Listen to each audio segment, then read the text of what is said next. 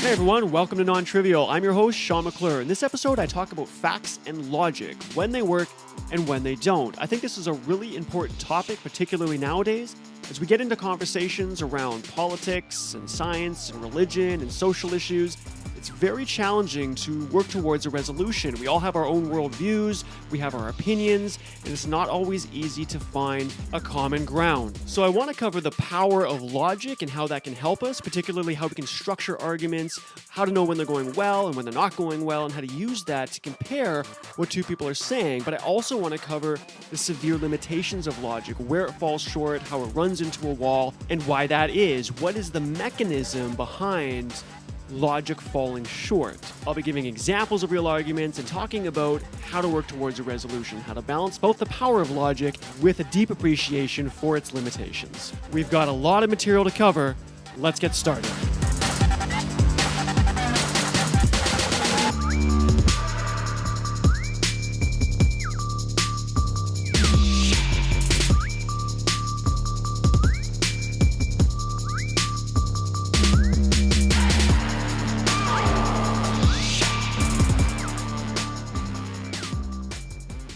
So this episode is about facts, about logic, about how to structure arguments. I think it's really important to go over this. You know, people are getting into debates and arguments all the time. You know, and especially if we look at a lot of current events, it seems like it's really hard to ground our conversations around any kind of structure, any kind of sense of how do we know if a good argument is being made or if it's a bad argument, how do we compare them? And is that enough? Is it enough to, you know, is rationality and logic the full picture, or is there, you know, a kind of contextualization that happens around conversations that makes it difficult to use things like logic? What are its limitations? So in this episode, we're going to take a look at facts and logic, but this is how I'm going to do it. We're going to do, in the first part, we'll take a look at the power of logic, more specifically how to structure an argument. How do we know if we're doing a good argument or a bad argument? And we'll take a look at some of the fallacies that arise, because I want to give a kind of a utilitarian approach or framework that people can use to have a rational approach in their lives or to use logic. And so what I mean by that is I don't want to have this big kind of academic conversation about what logic is and all its different facets and kind of get caught up in all that jargon, because quite frankly, that's not useful. It might be interesting to the academic, and it is interesting actually. If you go, you know, deeper into the realm of logic, you know, go read Wikipedia articles, go read books on it. It is interesting. It's a field that exists for a reason. It falls under, you know, kind of the overarching field of epistemology, which is how do you know what you know? And so I think it's important, but that's, you know, that's beyond the scope of what I'm going to talk about in this episode. And it's not really that useful to everyday people. And I think that's why a lot of people leave logic kind of on the back burner, or they just don't use it, period. Because, you know, who wants to get into all that kind of esoteric, multifaceted, kind of rule-based approach to understanding how people should have conversations? You know, that's not fun, that's not interesting, and who's going to really make that time investment? But that doesn't mean you should disregard logic altogether. There is a real power to it, and I think it's important that we understand that power. So here's how I'm going to do this. I'm going to begin this episode with a look at, you know, kind of what logic is, or more specifically, how to structure arguments and why that's important, how to do it in a way that you know, you can do that every day, how to structure your arguments and have a sense of when it's good and when it's bad, or when someone else's is good and bad.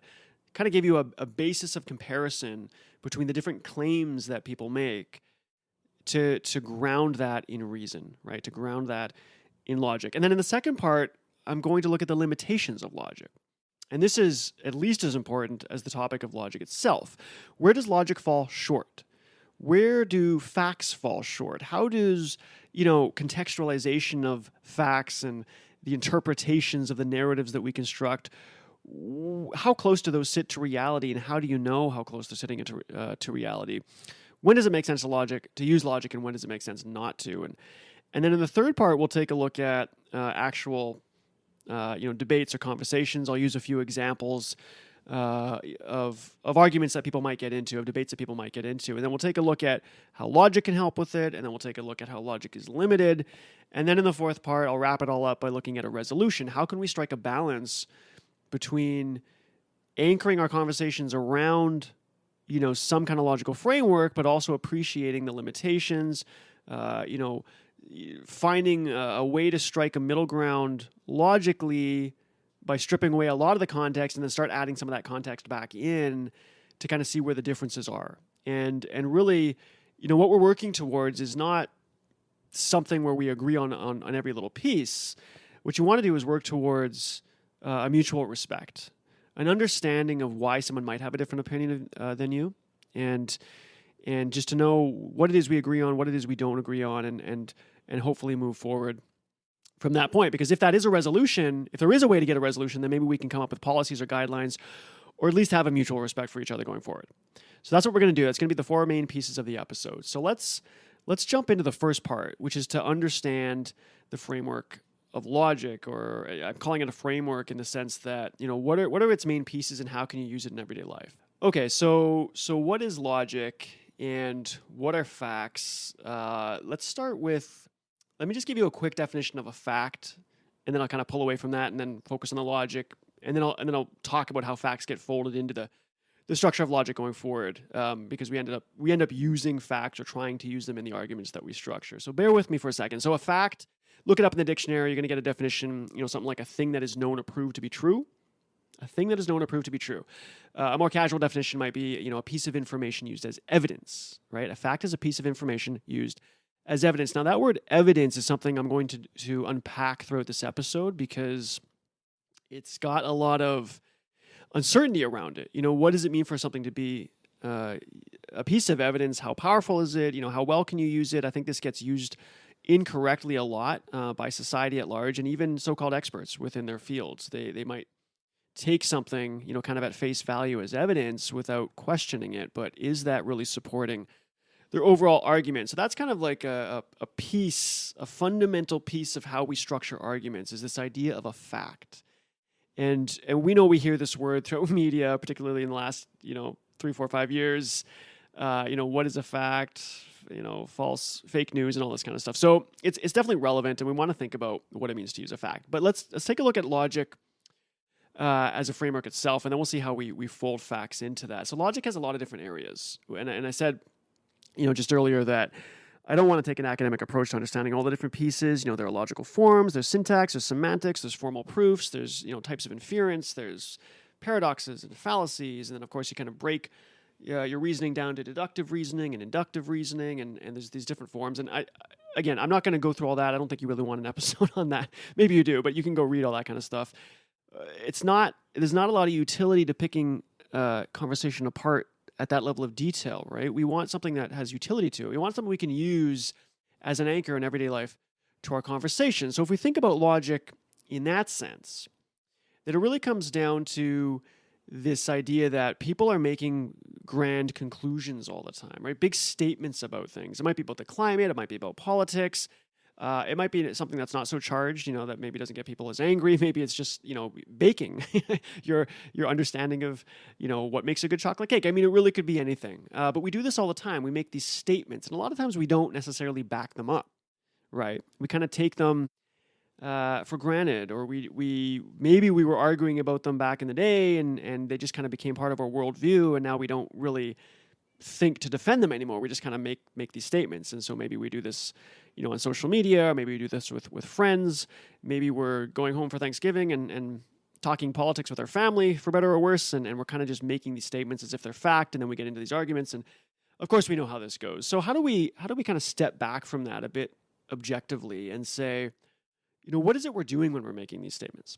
Well, or maybe I should say, what is it we should be doing? But if you think about the big statements you make, you can kind of think of those as conclusions, right?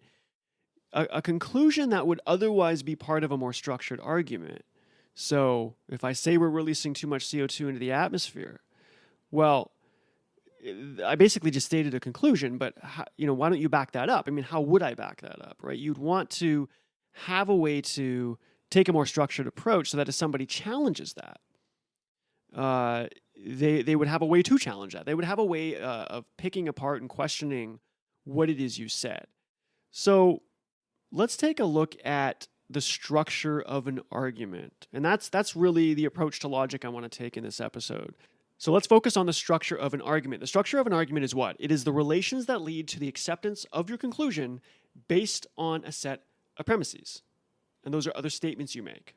Okay? It's the relations that lead to the acceptance of your big conclusion on the basis of a set about the statements. Those other statements and your conclusion are sometimes called propositions, but let's not get caught up in the jargon. The point is, if you're making a grand claim about something, any claim, if you want to back that up, then you have other statements that come before the claim. You have other statements that come before that conclusion that you're making. Those other statements are called premises.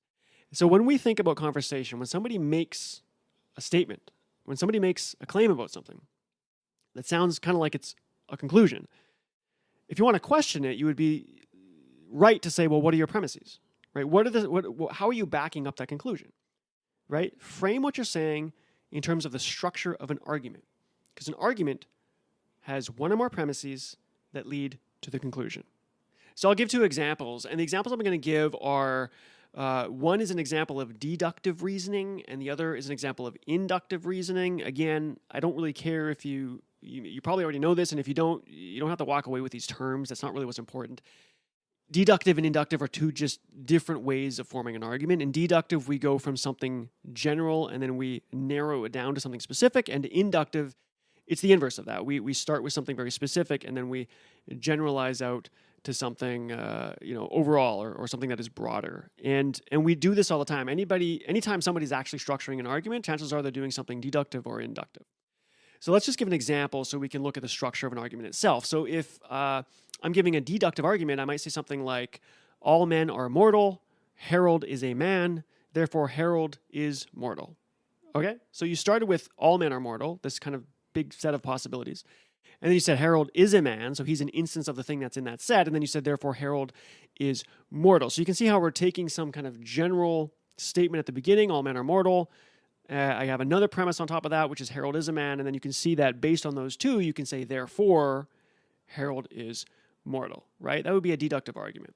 Let's give an example of an inductive argument. Let's say I say, the left-handed people I know, all the left-handed people I know use left-handed scissors. So, all left-handed people use left-handed scissors. Okay? That's an inductive argument. I'm saying that out of everything I observe when it comes to left-handed people, all the ones that I know use left-handed scissors. Okay, that's a premise. It's a statement. It's not my big conclusion, but it's my statement that I'm making. And I'm going to use that to back up the big conclusion, which is all left-handed people use left-handed scissors. So you can see, based on these two forms of deductive and inductive reasoning, you can probably imagine that people are doing things like this all the time if they're forming an argument, right? In the case of the deductive, I'm taking a look at something that's kind of broad at first. All men are mortal. Harold is a man. It's kind of a contrived example, right? But in terms of the structure, therefore Harold is mortal. So I'm taking something broad and then I'm narrowing it down and making some conclusion out of it, right? In the inductive case, I'm saying, here's everything that I saw in life with respect to this particular topic, right? Left-handed people. And therefore, I generalize that out to something broader. So you go from a small sample and you make a generalization about a whole population in the case of inductive. So again, I don't want to get caught up in when you're doing deductive and when you're doing inductive. We'll talk a little bit more about that in the second section when we look at the limitations of logic, but I really just want to take a look at the structure. You can see that you have one or more statements at the beginning and then you lead to a conclusion. So that is the structure of an argument, whether it's deductive or inductive. Okay? Regardless of how you're doing it, if you're structuring what you say, if you are backing up this grand statement that you are making about politics, about the climate, about chocolate cake, about whatever it is, then that's how you're structuring it. You're taking one or more initial statements that are supposed to support the big statement that you're making as a conclusion. Okay. So that is really the anchor that we should have when we approach conversations. If somebody says something and you want to challenge them on it, or if you want to just go in making a statement, then think about the structure of it, right? You don't have to get into all the different aspects of logic and understand all the ins and outs, but think about how you're backing up what you're saying. Okay, so we understand the structure of an argument. It's got one or more premises, and it has a conclusion. Okay, so now we can kind of frame it. Now, how do you know if it's going well or not? How do you know if you or someone else is making a good argument or a bad argument? So we got some language around this. So I'll jump into that now. Now, look, it's going to get a little bit jargony, but again, don't get caught up on all the terms that I'm using, because I'll pull back from this later, and I'll give you the take-home message. I'll give you what it is that I think you should remember going forward, and it's a pared down version of everything I'm going to say in the next few minutes here. But I just want to give examples to kind of flesh out this kind of ecosystem of arguing so that you can hopefully recognize that these things do pop up in everyday life and and you can kind of build a conceptual understanding or an intuition around the different types of arguments that you run into and what might be good about them and what might not be good about them. So let's go ahead and start with, I mentioned earlier that we have deductive and inductive arguments. I'm going to branch out those and look at the good and bad versions of those. So deductive argument, let's start there. That was going from the general down to the specific. In deductive arguments, they can be valid or invalid. Okay, so valid, as you can imagine, there's something good about it, and invalid, there's something wrong about it. Valid further branches out into sound and unsound. So my first example is going to be a deductive argument that is valid and is sound. So it's kind of the best deductive argument you could possibly make. Okay? So here's my example. Somebody makes a big claim, we might be debating, arguing about something, and they say aspirin causes a change in a person's physiology or psychology. Okay? Aspirin, the drug, causes a change in a person's physiology or psychology. Now, I don't know why we're talking about this. I don't know what the debate's about, but let's just say they make that claim. So again, going back, we say that we want to kind of force ourselves to structure an argument. So if somebody said that to me, then I'd go back to them and say, well, what are your premises? Okay, for whatever reason, I care about what you're saying. I want you to back up your statement. So what is your argument? Put it into the structure where you have premises leading to this conclusion. Back up what you're saying. So here's the full argument. They might say, okay, well, 1, all drugs cause a change in a person's physiology or psychology. Okay. 2, aspirin is a drug. Okay. Therefore, aspirin causes a change in a person's physiology or psychology. So that is a valid sound argument. And the reason is because the premises, well, first, let's deal with the validity. It's a valid argument because if the premises are true, then it does make the conclusion true, right? If we accept the first 2 premises, that all drugs cause a change in a person's physiology or psychology, and that aspirin is a drug, then we should be accepting that aspirin causes a change in a person's physiology or psychology, right? As long as those premises are true, it should make the conclusion true. So that's a valid argument. Regardless of anything else, we would say that's a valid argument. It's a sound valid argument because we do accept those premises. I mean, most of us would agree that all drugs do cause a change, right, in a person's physiology or psychology. Most of us would agree that aspirin is a drug, so we're accepting those premises, and the conclusion is true, okay? So that example is a valid argument because if the premises are true, the conclusion is true. It's a sound valid argument because we agree with those premises. We believe those premises to be true. Okay, I shouldn't say agree at this point. I should just say those premises are true, and therefore it does actually lead to that conclusion. Okay? Now you can also have a valid unsound argument. So there's something good about it and something not good about it. Okay, so here's an example. Somebody is going to make another big statement. They're like, there is a cure for COVID-19. Like today, there is a cure for it. Okay, so can you put that into an argument for me? What are your premises? Back up what you're saying. And they go, okay, well, 1, if a COVID-19 vaccine exists, then there is a cure for COVID-19, right? If a vaccine exists, then there is a cure. Okay, I'll accept that. 2, they say there is a COVID-19 vaccine. And so therefore, there is a cure for COVID-19. So what's wrong here? Well, it should be pretty obvious. So COVID-19 is obviously the virus we're dealing with now in the pandemic. So the first premise they gave me, they said if a vaccine exists and there's a cure, okay, I'll accept that. I'm pretty sure we can think of a vaccine as a cure or something like that. It seems to help the situation. So let's say we accept that premise. But 2, they said there is a COVID-19 vaccine. Well, no, I don't think that's a fact, right? I don't know if there's a vaccine already. Maybe you know something I don't, but you're going to have to give me further evidence to support that one. So this is why, so this argument, as kind of dumb as it might sound, because you've got that weird second premise in there, it still is valid, right? It's a valid argument because if the premises are true, the conclusion would be true. If COVID-19 vaccine exists, there is a cure, correct. There is a COVID-19 vaccine. If you accept that, let's say that was true, so maybe in 2 years from now, then you could say there is a cure for COVID-19. So that is a valid argument, even though the second premise, as far as we know, is false, right? So it's valid because it's structured correctly. If those premises are true, then your conclusion is true. But it's unsound because you used a premise that isn't true. So, and it's this kind of trickiness that I'm going to be talking about a bit later, where somebody can structure an argument correctly, and it might even sound really good, but it could still be unsound. There could still be something about that premise that was false. So when we get into facts and we get into some of the fuzziness and we get into the limitations of logic, we'll talk about that in the second section.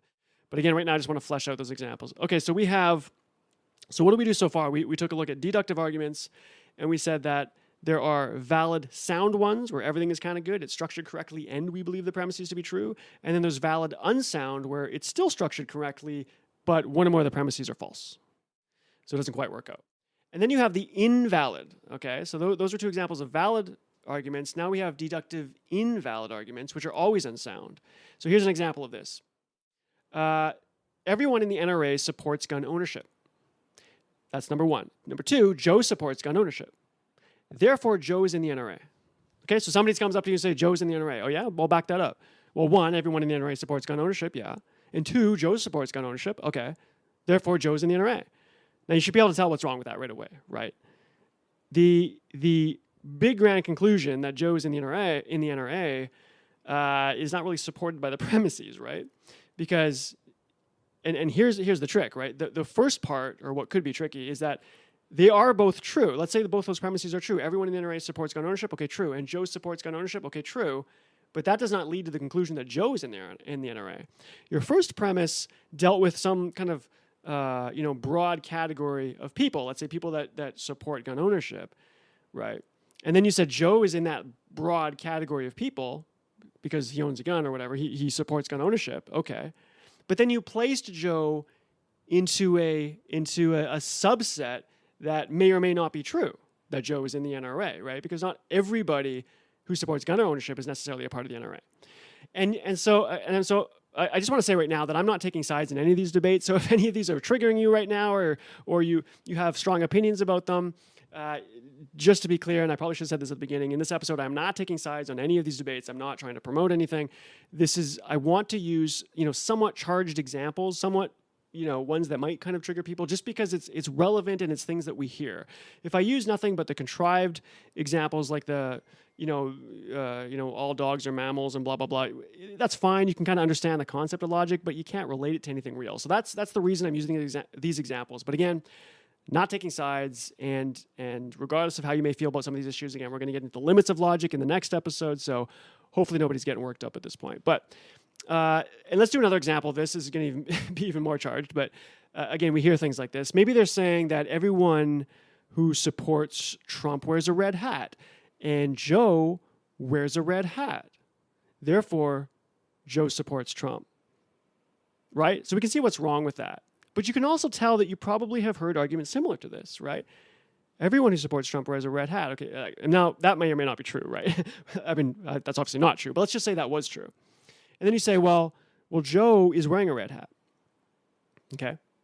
And therefore, he must support Trump. So we can see what's wrong with that. So even if those two premises were true at the beginning, you're taking this broad category and you're putting someone into a subset of that category, and that's not valid, right? That is not a valid argument. And so we say that is invalid, and it's also unsound.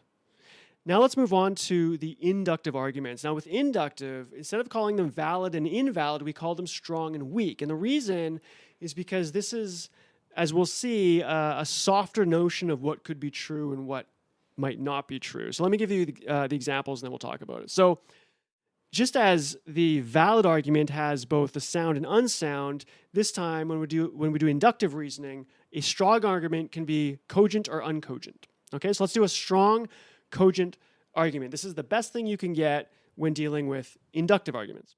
So the example would be, let's say, most death penalties are given via correct convictions. Jim is on death row. Jim is probably guilty. Okay? Again, I don't have opinions about this. I'm not taking sides. I just want this to be relevant examples. You might get into a debate about something like this. So there's this grand statement at the end that Jim is probably guilty, and you're like, okay, well, back that up. And if the situation has to do with death row, you might say, well, one, most death penalties are given via correct convictions, as in the person really is guilty. So let's pretend that is a fact. I'm not saying it is, but let's say that's true. And then two, let's say we know that Jim is on death row. So let's say those two premises are indeed true. And then you're drawing a conclusion that Jim is probably guilty. Now, we would call that a strong, cogent argument. And it's the same kind of reasoning that we did for the deductive. Remember when we said the valid sound argument was that, one, it was stitched together correctly, as in if the premises are true, then the conclusion is true. And then we also said we do believe in the premises, right? The premises are true.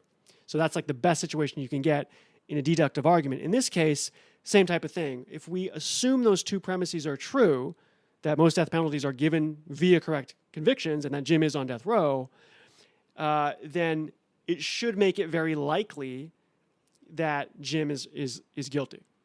right? If those premises are true. So it's structured correctly. If we also believe them to actually be true, then that's the strongest you can get. What's different about this compared to the deductive argument, right? The valid sound. In this case, it's the strong cogent. What's different is that we're dealing with probability. Because it's inductive, we're going from a specific example to a general example, okay? And when you do general examples, you're going into a world that you haven't actually been in yet, right?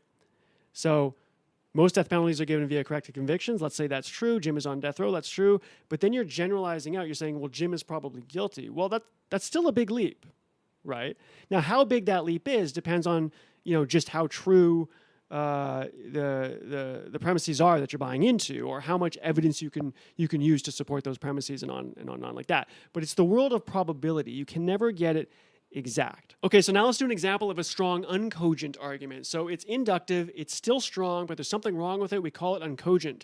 So here's my example. There are, let's say the majority of planets out there in the universe are flat, and therefore the Earth is flat. That's what somebody tries to say to you. Maybe they're from the Flat Earth Society, they're trying to convince you of something, they say the Earth is flat, and then I'm like, well, back it up. And they're like, well, the majority of planets out in the universe are flat, and therefore the Earth is flat. Obviously pretty ridiculous, but that's considered a strong argument. Someone tells you that the majority of planets out there in the universe are flat, the majority of planets out in the universe are flat, and therefore the Earth is flat. That's actually a strong argument, okay? Because it's still stitched together correctly. If the premise is true, then the Earth probably is flat. But it's uncogent, right? Because we don't accept that the majority of planets out in the universe are flat. At least most of us shouldn't. Some of us might, but we shouldn't. It's still in the realm of probability, though, right? We're not saying the Earth is flat. I don't know if I said that earlier, but the conclusion is that the Earth is probably flat, right? And you're trying to back that up, but here they're just not backing it up very well at all, because the premise they used, that most planets are flat, sounds pretty ridiculous. I don't think most people are going to accept that. So that would be an example of a strong but uncogent argument. And then our last example would be the weak uncogent, okay? So all weak arguments are uncogent, so this is the worst you can do for inductive.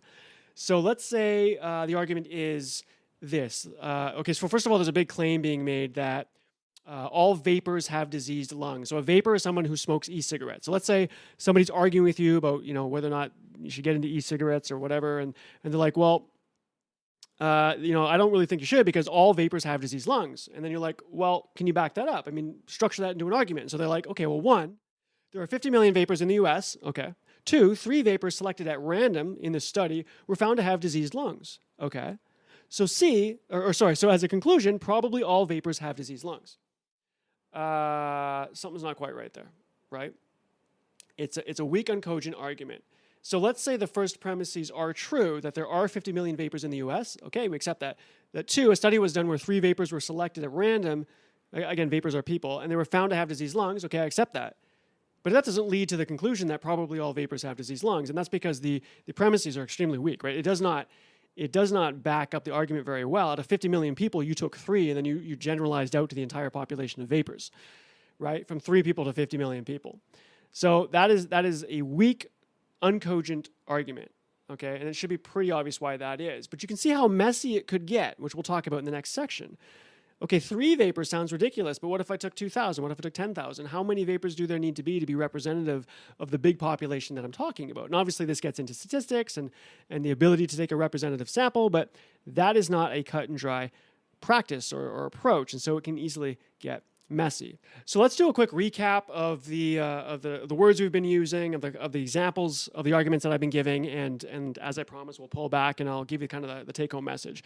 But just to recap, with these examples, we dealt with validity. So when we talked about deductive arguments, we said there are valid and invalid. If something is valid, then the argument takes the form that makes it impossible for the premises to be true and the conclusion nevertheless to be false. In other words, if you structured your argument such that if the premises are true, then indeed the conclusion is true, then that's a valid argument.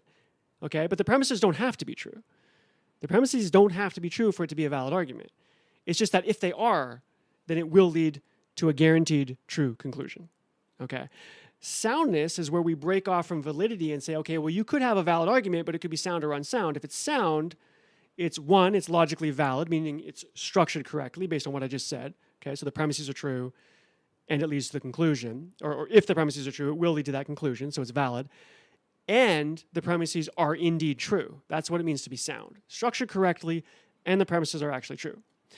So that's validity, that's soundness, and we gave examples of when it's sound and when it's unsound. And then the inductive argument, we said they were strong and weak. It's a softer version of whether or not something's true because it's the land of probability. You're getting into a world you haven't been to yet. You're generalizing out.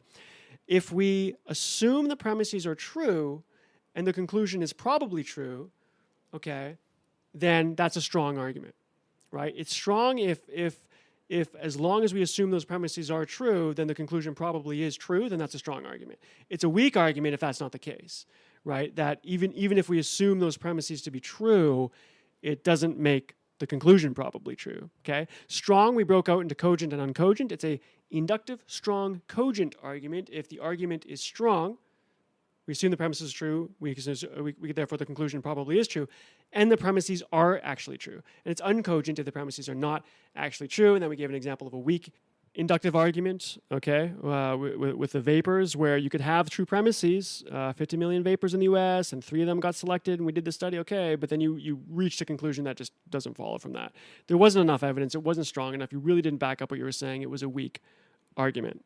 Okay, so as promised, I don't want you to get caught up in all the words, the strong, the weak, the cogent, the uncogent, the valid, the invalid, sound, unsound, and all this. I mean, maybe you can take that with you. If you do enough of them, it definitely makes sense as an anchor. But, as I promised, I want to kind of just pair this back to a take-home message, and that is this. If we looked at all those examples, and we were looking at, here's when it's going well, and here's when it's not going well, whether it was deductive or inductive, there was a common thread among all that, and it came down to whether or not you were accepting the premises, right? It came down to, somebody made a big conclusion. You asked them to structure it as an argument, so back it up. So have one or more premises and then show me how that leads to your big conclusion, your big statement. And if it was going well, if we said, okay, that really is a good argument, then it had to do with accepting the premises that they were using, right? In the case of a deductive, valid, sound argument, not to use the words again, but we gave examples where, okay, yeah, you stitched it together correctly, but I also accept the premises, right? Like those really are true. So you have a good argument. It leads to the big statement or the big conclusion that you're making. And same thing with the inductive. It's a softer form because you're saying this is probably true, right? But you still had to back it up with premises. And if we accepted those premises as most likely, as close to fact as you can get, then we would consider that to be a good argument. But if we didn't accept those premises, then the argument was not good. So it really comes down to the premises. It comes down to the statements that people are going to make to back up the big claim or the big conclusion that they're making. And that really is the take-home message here, is you have the structure of the argument, you have the premises leading to conclusion, but if you or someone else is doing the argument well, then it's those premises that you believe to indeed be true. And this is what's going to kind of segue into the next section, because how do you know if the premises are actually true? And so this brings us back to the idea to facts, right? I introduced facts at the beginning. I gave that definition. It's something that is taken as true, right? Or it's proven, or the more casual definition would be, a piece of information that you take as evidence for something. So this brings us back to facts, because what we do when we try to form premises is we probably try reaching into facts. Right, that's usually how we try to structure the backup of our argument. If I'm making a big statement, I want to back it up, then why don't I back it up with facts, right? And then stitch that together into an argument. So one of the first examples I said was related to CO2. There could be some big statement that I'm making that says, we release too much CO2 into the atmosphere. And then someone could say, okay, we'll back that up, structure it as an argument, give me your premises. And so I might say, 40 tons 40 billion tons, let's say, of CO2 are released into the atmosphere worldwide every year, 40 billion tons. And then 2, CO2 is known to cause global warming. Okay, so those can both be facts, right? Perfectly good facts. 40 billion tons released in the atmosphere every year, and CO2 does cause global warming. So then I could say, so that backs up my big conclusion, which is we release too much CO2. But something is not sufficient here, right? And maybe you can't catch that. I mean, if you just listen to it, it doesn't sound like that bad of an argument. We know 40 billion tons are released in the atmosphere, okay. And the thing that you're releasing into the atmosphere is causing something bad, okay. Therefore, we release too much of it into the atmosphere. Is that a good argument? Well, there's something missing here. Is 40 billion tons a lot? Now you might say, well, of course it's a lot. It's a huge number. Well, relative to what? What percentage does 40 billion tons make out of all the gases in the atmosphere?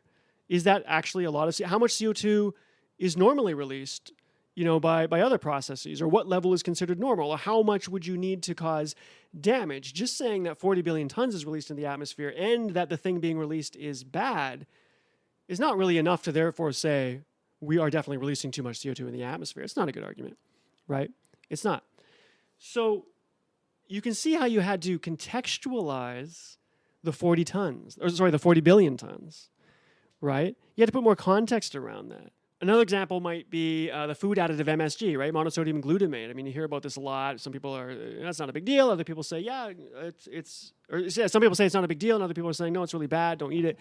And so someone might be making a big claim that you really should not eat MSG, and you say, well, you should back that up. And maybe one of their facts is that MSG has been shown to double the risk of cancer, right? MSG is shown to double the risk of cancer.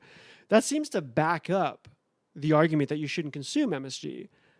But if you spend a little more time with it, you're realizing, well, wait a second, what did the risk double to, right? What was the original risk? Because if it was 0.0001 and you doubled it to 0.002, well, wait a second, is that even a big deal? I mean, that almost sounds negligible. What was the original risk to begin with? What is the doubling? What did the doubling lead to? So you can imagine that these types of arguments are made all the time if people are even making arguments. And they will, they'll spit out these facts, right? The risk is doubling, 40 billion tons of CO2. And they kind of trigger people, and they lead to an emotional response, and they seem to back up the big claim that's being made, but that's not necessarily the case. And so we're going to talk about the contextualization that's needed for facts, the uncertainty around the fact, how in some sense there is no such thing as a fact in the purest sense of the word, and how this is really what arguments come down to. It's all about those premises that back up the big conclusions or the statements that people are making, and how you almost never can really take those at face value, and it kind of depends on the situation, and we'll talk about that. So I just want to end off talking about fallacies, and then we'll get into the second section. So fallacies are errors that occur in reasoning, and they're common enough to be given a name, right? So they're common errors that people do in their reasoning. So it's not about the sound and the unsound and the validity so much. It's just these errors that people get caught up in. And they're called logical fallacies. So I'm going to give some examples. They're kind of red flags that you should be on the lookout for. If you're not privy to logical fallacies, people can kind of do a number on you. They can kind of work circles around you easily and be speaking to you in a way that sounds like they're making really good arguments, but they're not. And these fallacies occur all the time in the news, in the media, they can even occur in scientific journals. I mean, people can get into these fallacies that might sound really convincing unless you know how to pick them out. So I'm going to give a few examples just to kind of cover this ecosystem of logic, and I recommend you go study some of these fallacies yourself. In fact, I'm going to have a link in the description section of the podcast. If I remember to put it there, it will pop open this kind of concept map that has basically all the logical fallacies mapped out. So they all the errors of reasoning that have a name to them, and you can click on it, and then it will give you a definition of that fallacy. But let's give a few examples now and see if you recognize them. So probably the most common one is called ad hominem. An ad hominem fallacy is a personal attack on someone's character rather than an attempt to address the actual issue, okay? So you might be getting into a debate and an argument, and then someone all of a sudden says, well, you haven't held a steady job since the year 2010. Right? You haven't held a steady job since 2010. And they're trying to kind of use that to, again, almost as a premise, right? They're trying to use it to try to back up whatever their big argument is, whatever the big conclusion they're making. But that can't possibly weigh in on the validity of their argument or the strength of their argument, because regardless of what it is, you not having had a steady job since 2000, that's an attack on your character. Right? That shouldn't have anything to do with the validity or strength of the issue at hand.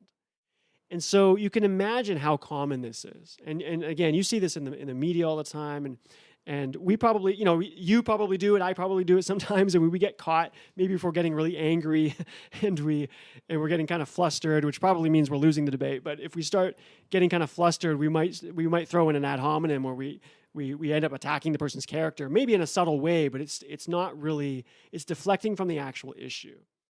So well, you haven't had a job since 2010, or you're the type of person who does this, or we saw you do this, and this means this about you. So you're going after the character. It has nothing to do with the validity of the argument, or the strength. Another example would be a straw man. So this is where you basically misconstrue your opponent's argument. You try to reframe it. You reword what the other person is supposedly saying, so that you give yourself something easy to knock down. Okay, so let's do an example. Say, you're home for Thanksgiving, you're talking some politics, talking some issues with the parents, and somebody pipes up and Medicare ends up being the issue, and so you're talking about Medicare for all. Everybody should have, access to healthcare, yada, yada, yada, the whole argument. And then somebody else kind of gets flustered and pops up and says, it's not realistic to take millions of Americans off their healthcare plan, right? That's what you're going to do. That's what this is going to lead to. Medicare for all is going to have millions of Americans taken off their healthcare plan. Okay. Now, if you just heard that, you might be like, oh, well, actually, yeah, that's bad, right? Millions of Americans are going to lose their current healthcare plan? That's bad. Okay, but it's like, well, wait a second. Is that a proper reframing of the argument, or is that totally misconstruing what's being said, right? Those in favor of Medicare for all are really talking about replacing it with a single-payer option, right? So there is maybe this kind of momentary piece where Americans all of a sudden lose their current healthcare plan, but then it gets replaced with a single payer option, so it kind of comes back in. Now, again, I'm not taking sides here. I'm not saying we should be for Medicare for all or against it, but this would be a common example of a straw man argument. In fact, it was a specific example from politics, and I won't mention names, but somebody did scream out something like that. 150 million Americans are going to be taken off their healthcare, and that's what you're saying. But the person in favor of Medicare wasn't really saying that. So that's an example where you're trying to reword someone's argument in a way that it makes it easier for you to knock it down, right? Because if I have to pick apart Medicare itself and talk about the replacement of current options with single payer options, then I really have to know Medicare. I really have to know how it works and explicitly go after what I think is wrong with it. But if I just reword it as you're going to take millions of Americans off their current healthcare, that's emotionally triggering. That's easier for me to knock down. That's easier for me to kind of get support from a lot of people because they're gonna be emotionally triggered by that. So, anyways, we know all kinds of examples like that. That's called the straw man argument. You're misconstruing the opponent's argument in a way that it's easier for you to go ahead and knock it down. And so there are all kinds of logical fallacies, these errors in reasoning that people get to, and we do it ourselves, and we hear other people do it. But there's so many that you kind of have to spend a bit of time maybe studying them so that you know when they pop out. Although I would argue a lot of us kind of know that anyway for the main ones. Like there's a bit of an intuition around it. Like the straw man, as soon as somebody screams out something like that, you can probably tell, wait a second, you've rephrased the argument, that's not quite right. If somebody attacks someone's character, right, it's somewhat obvious, but other ones are a little more subtle. So it's good to build some intuition around the fallacies. Some more common ones are appeals to ignorance, false dichotomies, slippery slope fallacies, circular argument, hasty generalizations, red herrings, probably sounds familiar. There's causal fallacy, appeals to authority, and on and on. The appeal to authority comes up all the time. Anytime somebody, you might be arguing about something and they say, well, so-and-so professor of Harvard said. As soon as they say that, right, that's an appeal to authority. Okay, whatever it is you're arguing, okay, unless it's directly related to somebody being a professor at Harvard, their position has nothing to do with the validity of the argument, right? You can't call upon someone's authority like that. The argument should stand on its own. Its validity or its strength should stand on its own based on the way the argument has been structured and how well the premises are supporting the conclusion. So that appeal to authority comes up all the time. So I'm going to leave it at that. I would recommend, go check out that link that I give you in the description. Go look at some of those fallacies. Go Google yourself. Building an intuition on how to catch those errors in reasoning will help you argue better. It'll help you call out other people who are trying to kind of, consciously or not, basically work around you as opposed to dealing with the real issue. Okay, so that was the overview of logic itself, and more specifically, the structure of an argument, right? Premises leading to conclusions, when it's going well, when it's going bad. Then we took a we kind of broke that out, the different ways that could happen. And then we took a look at a few fallacies at the end. And so that's logic. And hopefully I was able to give you the impression of its power. I mean, we just did a few examples, but you can see just by, structuring a conversation or specifically an argument around this structure of premises leading to conclusions, then it gives us a way to assess whether it's going well or not. And it's something you can get better at with time as you start to think, okay, well, this guy's making a big conclusion. I don't hear any premises, so I'm going to ask him to back it up. And then he tries to back it up with the premises, and maybe you can challenge those premises because maybe you don't think those are really facts, or maybe you realize they are facts and go, okay, I see what you're saying. Yeah, that is a good argument. But it's good to just put that on people. And again, it's not about, you got to flesh out all the aspects of deductive and inductive reasoning and pick apart the soundness. And, you just want a bit of intuition around the structure. I mean, really what it is just saying, give me your premises that back up what you're saying. And then I can reason about it. I can reason with you. And we can try to compare what you're saying to what I'm saying. Maybe someone has stronger premises and therefore a stronger conclusion. Or maybe there's some fallacies in there that the other person's making or that you might even be making. And so you can try to strengthen your argument by trying to dodge those fallacies. So logic has a purpose, okay? It has a real power to it. It's a good way to frame your conversations, to frame your debates so that you are supporting the kinds of grand statements we make all the time. Okay? So hopefully I've given you that impression. And what I want to do now is go into the limitations. So we talked all about the power of logic, why it's there, why it's a worthy area of study, why it's good to have an intuition around it, why it's good to bring to your conversations, but it's not the full picture. Now, you might think it is. Nobody would blame you in a way for thinking, well, logic seems to have everything covered, right? I mean, if somebody's making a grand statement, then you expect them to back it up. And if they do back it up, then they're going to have these premises leading to conclusion. Then we can frame it, whether it's deductive or inductive. We can take a look at if it's valid or it's invalid, if it's sound or unsound, if it's strong or weak, if it's cogent or uncogent. We have these kind of rules to pick apart really any argument and say whether it's good or not. And it's true. We do have that. And we have the fallacies on top of that. And again, go look at that map that I put in that link. There's many, many fallacies. So if you really get to know the rules of logic and you really get to know the different fallacies or these errors of reasoning, the coverage is seemingly complete, meaning it doesn't seem to matter what anyone says. We can apply the rules of logic. We could all be Vulcans, right? If you know the Vulcans from Star Trek, we could have a whole society of logic. I mean, why would that not be the dream?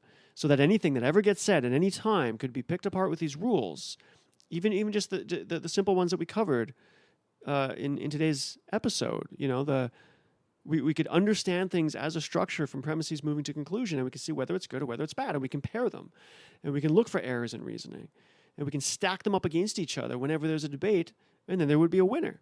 And why don't we? And that's not just casual debates with your parents at Thanksgiving or your friend or your people on social media. I mean, why don't we bring that into the government?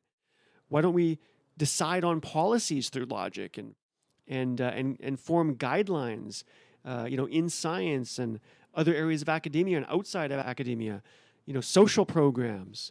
Why don't we just base society and everything we do in it on logic?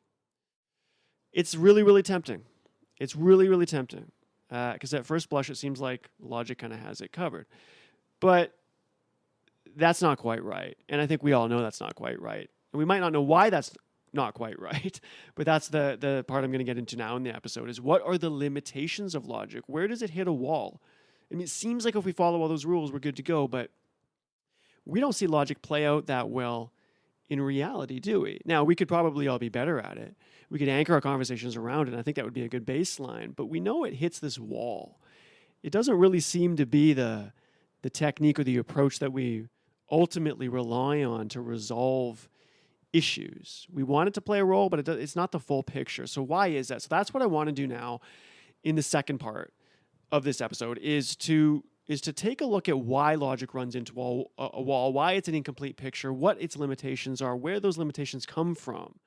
So that in the third part, when we look at real debates, a few examples of some real arguments, we can take both sides. We can look at the power of logic, we can look at its limitations, and see how those kind of butt heads. And then in the fourth part, when we look at the resolution and everything, we can use that to see how to meet in the middle.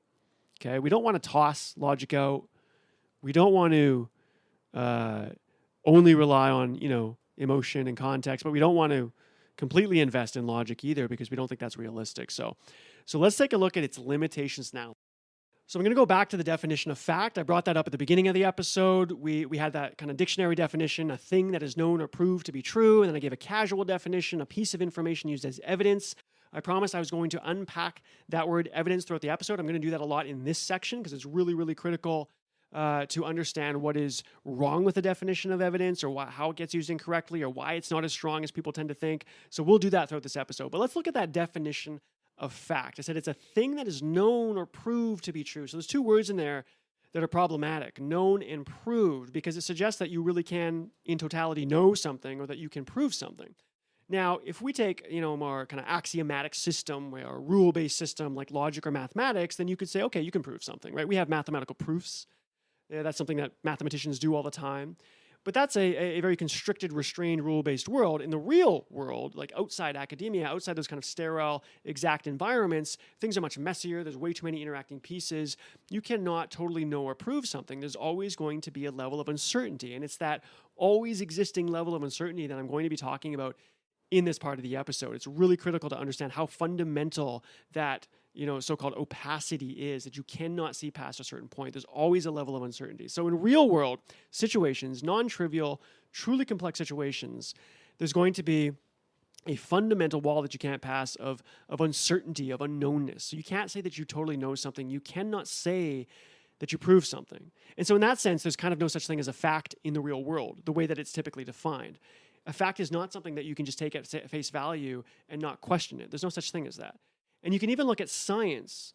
Science, you might think, well, there's definitely such thing as a scientific proof, isn't there? No, it's not like mathematics. There is no such thing as a scientific proof. You hear about it, and people in the general public might say, well, it's been scientifically proven that, or you might even read about that in the media, but that's not the case. There is no such thing as a scientific proof, and we know that because the leading philosophy of science is related to something called pauperism. We'll talk about pauper in a bit, but it has to do with falsifiability, which means any theory that you put forward in science has to be have the ability to be falsified. It has to have the capacity to be falsified. And what that means is you have to be able to refute it. Okay, you have to be able to challenge it. It can't be exact. It can't be complete. You can put forward whatever you want, but we have to be able to attempt to refute the theory. It has to be falsifiable. It has to have the ability to be shown to be false. Okay, you cannot completely accept it. And so that's why there's no such thing as scientific proof. Okay, that doesn't exist. So we can see that in science and in anything to do with the real world, it's this idea of a fact being something that is known or proved is just simply not the case. Okay, so it's important that we understand that fundamental uncertainty around a fact. So let's start unpacking the word evidence now. So we said, the more kind of casual definition of fact is a piece of information used as evidence. And so we know how this already folds into the framework of logic, because I talked about that in the first section, right? We want to structure conversation around logic, as an argument, and we want to support that argument. If it's going better, then presumably we're calling upon facts as premises, and we're doing a better job of that. So we accept those premises, we accept them to be true. And so this is the idea of evidence, right? If I collect evidence, if I showcase evidence for my argument to back it up, then presumably I'm doing a better job, okay? So let's unpack that word. What is the definition of evidence? It's anything presented in support of an assertion, okay? Evident things are undoubted, might also be said, okay? But now from my last conversation there around facts, we know that's just not a good definition of evidence. They are doubted. They have to be doubted. They have to be challenged. There's no such thing as a truly certain fact or piece of evidence. But it is something that is presented in support of an assertion, okay? We know that. We saw that. That's how premises and facts get used. So just to be clear, I'm connecting the idea of a fact to the idea of a premise that's used to support your argument to this word evidence. Okay, so fact, premise, evidence basically equate those because that's how they're being used in an argument. So evidence obviously gets used in science all the time. We call that empirical evidence, and that's kind of the evidence that we think about when we want to back up our argument. We're kind of thinking about it in terms of empirical evidence, because empirical evidence is an observation or an experimental result. So something, somebody did a study somewhere, did some experiment somewhere, there's this observation that was made, and that's my evidence that I'm going to use to support my argument. Okay, so empirical evidence are the observations or experimental results that can be used to support, whatever narrative is going into the presentation of science, right? A scientific journal or however it's getting presented. So we're going to unpack that a little bit more in a bit, but I just want to say at this point that, facts cannot be taken at face value. They are not these things that you just accept, not in the real world. No such thing as a proof in the real world, not even in science. There's always this uncertainty. There's always a level of fuzziness. And so we cannot take that at face value. And so it really comes down to kind of what I consider proximity. And what I mean by that is, how close is the fact to reality? What is the distance between the fact and reality? And that's kind of what you have to consider, right? When somebody presents you with the facts and say, here are my facts, here's how I'm backing up what I'm saying, well, you should kind of question, okay, well, how close are those to reality, and how do I assess that? And so this brings us into the realm of complexity, this idea of complexity. Now, I've talked about this in other episodes, obviously. I mean, it's an overarching theme of my podcast in general, NonTrivial, the idea that, simple systems are very different than complex systems. And when you deal with complex systems or situations, you have to take into account the properties of those complex situations, of those systems, because they're fundamentally different than that of simple. So, just really quickly, I was giving some examples in the first episode. We did ant colonies, we did termite mounds, we did, the starling birds. The idea that you can have a lot of simple individuals come together, but then it leads to some kind of complex system, and the properties of that big system are now fundamentally different. So you have to understand that difference. So what does that have to do with, the proximity of a fact to reality, or the ability to kind of understand when you should question a fact more than otherwise. So let me give you an example. Actually, I'll do two examples. The first one is a temperature of ice. Okay, so let's say it's a glacier, it's a hockey rink or whatever. You're getting into some debate. Maybe it's about climate change. Maybe it's about hockey. I don't know. And somebody presents you with a fact about the temperature of ice for whatever reason. So would you accept it? Somebody just says, the temperature of ice in this particular situation is -6 degrees Celsius or something like that. It's a little bit below zero, is what it is. So do you accept that fact? You don't have to. You can challenge it. But are you likely to accept it? I would argue probably, because it's the temperature. We know how measurement works. We know how thermometers work, right? If it's a mercury-based one, it goes up when it's hot, it goes down when it's cold. Maybe it's an electronic version, but we've been measuring temperature as, a civilization for a long time. We know how it works. There's probably not a lot of uncertainty there. Now, there could be reasons why the measurement messed up, but generally speaking, it's probably something you would take at face value, or if you did question it, you probably wouldn't dig too deep, right? So that's a fact that probably has, a pretty close proximity to reality. You're not necessarily going to question it. Now, what about something like voting, right, in politics? Maybe it's the presidential election or something. So you get a result back. It sounds maybe just as clean, just like the temperature gives you a number, the vote gives you a number. Who won? Win-loss, right? So the results come back, and do you question it? Well, you might question that more. I think most of us would probably look into it, or want to make sure that there's, multiple counts by different groups to make sure the numbers are right. And why do we do that? Well, it's because we know it's a more complex situation, right? Measuring the temperature of ice, not to say that there's no uncertainty around that, is unlikely to have as much uncertainty, all else being equal, as something like voting, right? Because voting is going to have different pieces. Maybe some of it's manual, maybe some of it's online, electronic. Maybe there's different systems involved. Maybe they're doing a mail-in thing. I mean, whatever. There's going to be more pieces interacting, leading to more complexity. And so it means there's a greater chance for things to go wrong. It doesn't mean that there definitely is something going wrong, but there is a greater chance for something to go wrong. So you are justified in questioning the results of something like, a vote, right, in politics compared to, say, the temperature of ice. And so this is just kind of two simple examples of the difference in complexity. The first one, the temperature of ice, is relatively simple compared to something like an election, something like voting, where you have so many people involved and things going on. So complexity is leading to more uncertainty, which gives you kind of the right to challenge the fact, or to at least appreciate that there is more uncertainty around something like a fact, some statement that's being made that you're supposed to otherwise take at face value. So taking a fact in isolation is arguably more dangerous the more complex it is, right? Just because we know there must be more uncertainty in complex situations. So this kind of gets us into the contextualization that I alluded to earlier, the contextualization that's needed to put facts into perspective. Let's say it's a presidential approval rating, and someone says, well, the approval rating is only 26% or something, and it sounds really low, and so they're going to use that as a fact. It is a fact that maybe today or whenever time period you're talking about, the presidential approval rating was this number, and it's a fact, and it's true. And so you might argue that something about the president being bad or the president being good or whatever the argument is, but you want to put some context around that approval rating, because those approval ratings change all the time and they depend on what's going on. I mean, it might have been it was a really low number because something was going on in the world, or maybe it was a really high number because something was going on in the world. Maybe the approval rating was really, really high, and it was right after 9/11, and so the current president at the time was handling the situation really well, or maybe they weren't handling the situation well, or whatever it is. You'd want to put some context around that approval rating because they change all the time. So as an isolated fact, a presidential approval rating is not just something to take in isolation, right? It's one piece of information, but you want to contextualize it.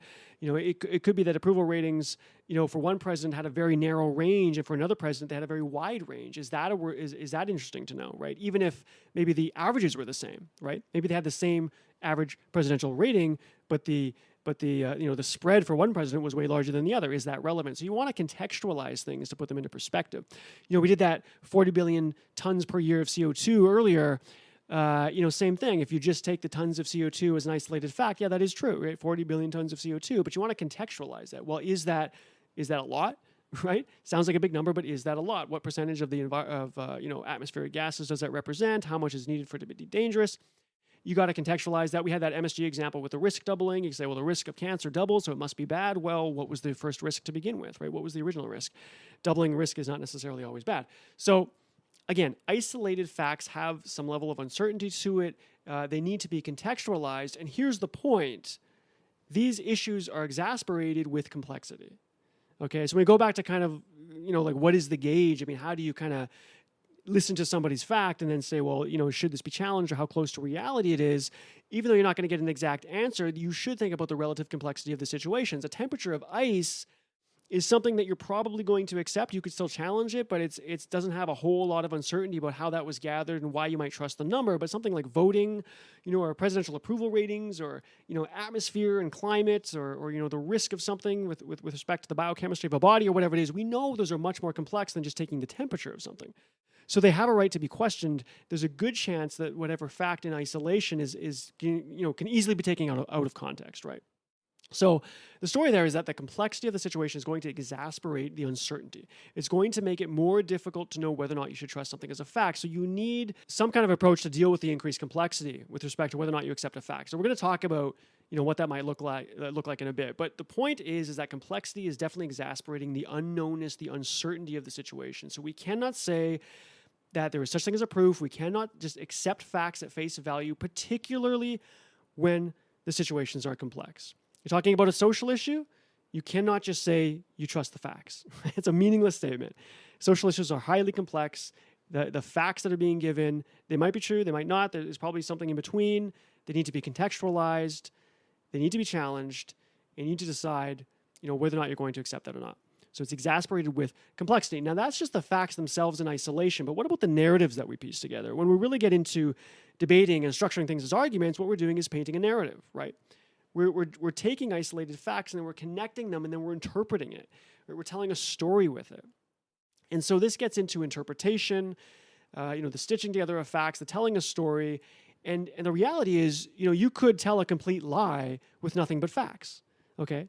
So this is the difference between facts in isolation and a narrative. The facts in isolation could have some level of truth to them, right? And you can question it more given complexity, but you can kind of decide where that is.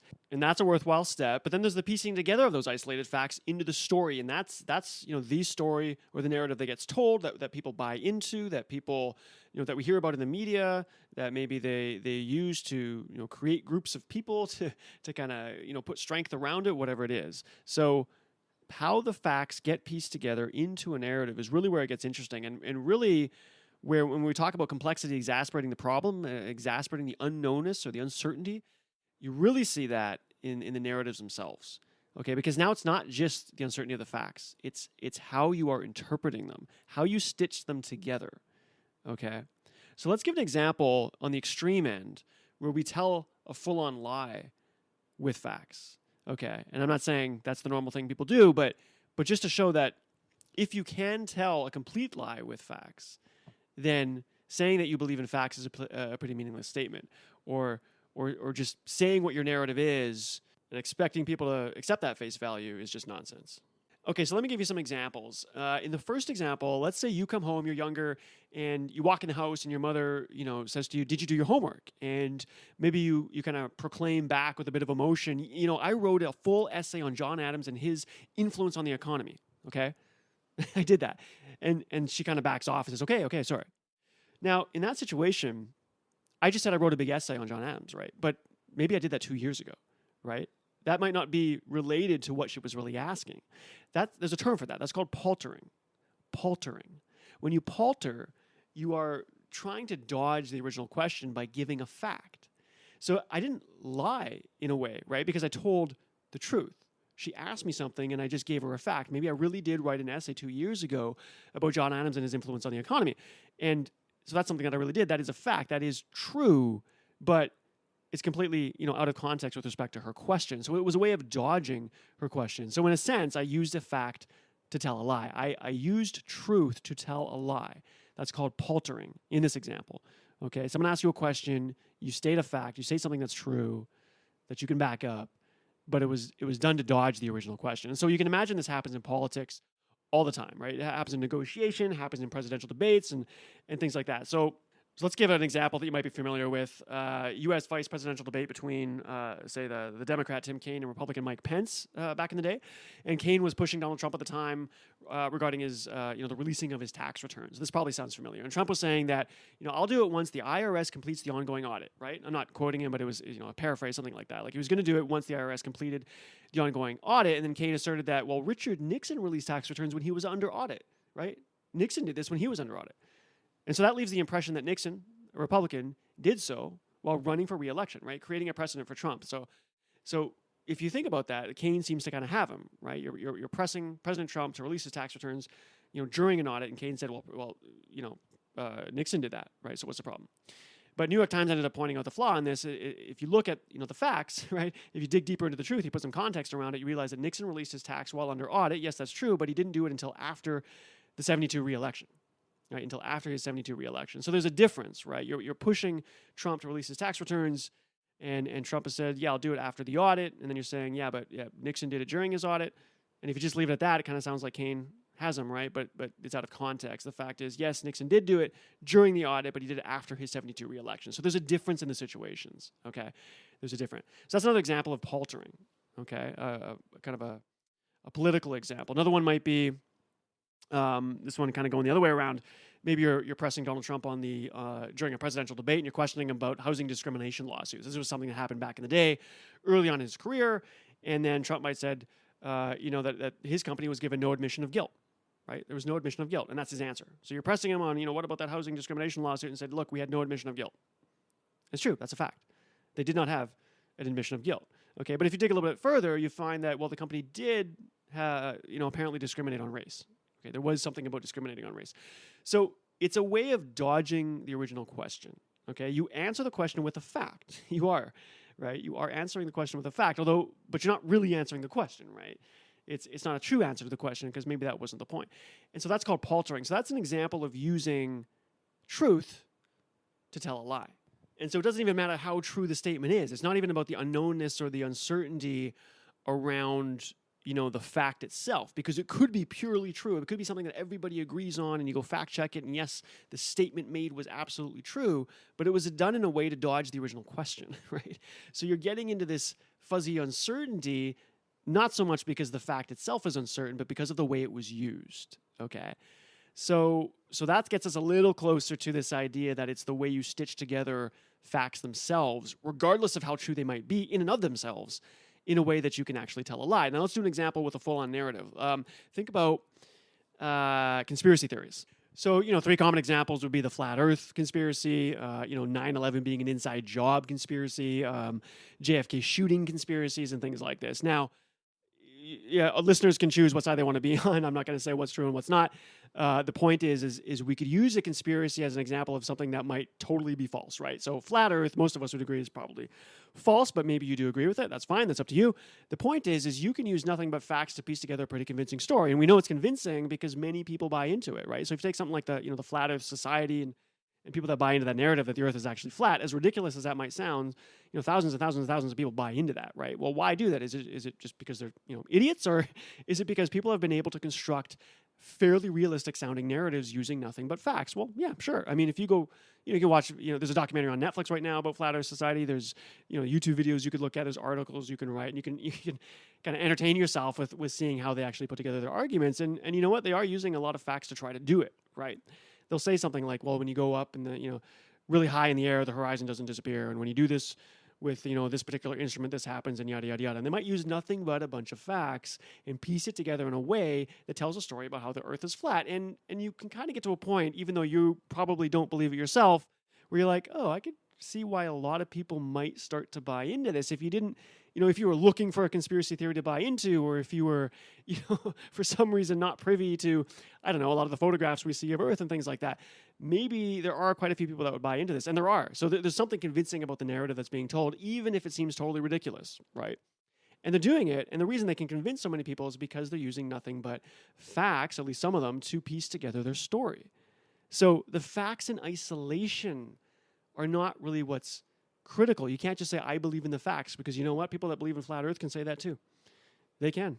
They can use nothing but facts to put together their story. But it's the story, it's the way it's pieced together that might be completely ridiculous. Again, depending on which side you agree on. The 9/11 being an inside job is another example. I mean, you could do nothing but look at the destruction site and the angle of the planes coming in and yada, yada, and you could be like, well, I can piece together a story that shows I think this was an inside job.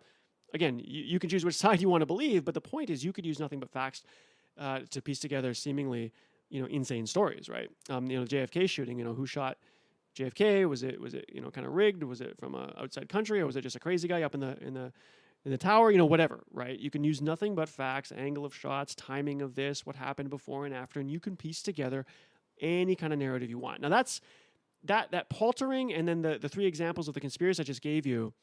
The reason I'm doing that is because by showing you the extreme where you can actually tell complete lies using nothing but true facts, facts that are accepted, right? Again, the facts in isolation themselves have uncertainty, but if you accept all the facts, you can still tell a complete lie with them, just based on the way that they are stitched together. And so going back to that complexity, exacerbating the knowingness with uncertainty, it happens in the facts themselves. In fact, it happens in the way facts are stitched together, even if you do accept the facts, right, when we create narratives. And the reason is that complexity is always going to have more possible explanations. Always, always, always. Always more possible. It doesn't mean more complex things definitely have more explanations, but they're definitely going to have more possible explanations. And here is really the point. The more complex the situation, there's going to be a wall, a kind of opacity that you can't see past to know exactly why or how something is. There will always exist more possible explanations for the things you observe in complex situations. And so this creates exacerbation around the uncertainty or the unknowingness about the situations we look like. It's why we can't just accept things like facts.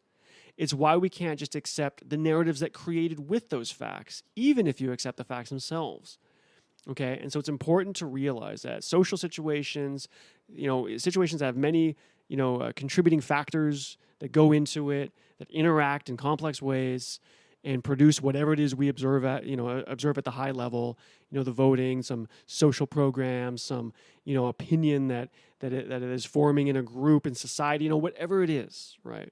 Things that we've tried to form policies around and guidelines around, quite frankly, the things that we get into debates about.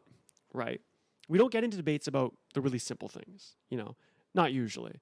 You might, for fun. Like if I jump off a 25-story building, am I going to die?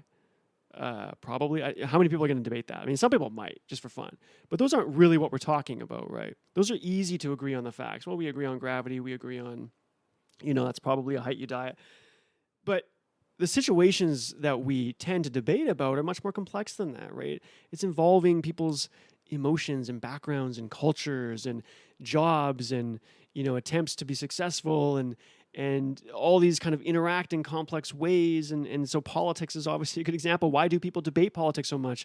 Well, because it has all kinds of uncertainty around it. We can't have the kind of resolution that narrows something down to a single root cause. Complex things, non-trivial things don't have singular root causes, right? Give it up. It's not going to happen.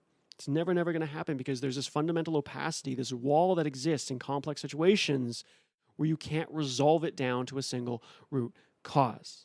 Okay, and so the facts cannot be taken at face value. The narratives that we stitch together using those facts cannot be taken at face value. You can't just buy into something and go for it. And so this is why structuring around logics, things around the structure of an argument, is critical, but why it's also fundamentally limited.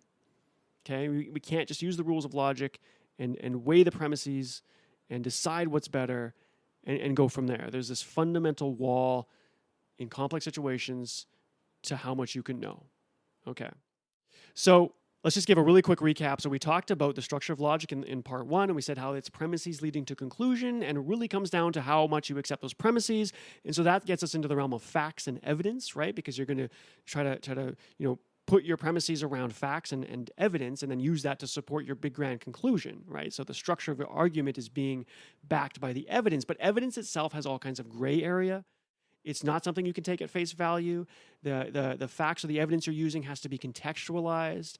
The narratives you construct with facts have gray area to them. There's a distance between the narrative and reality that increases under complexity. So there is a fundamental truth that we must accept, and there's a name for that, and we call it epistemic uncertainty.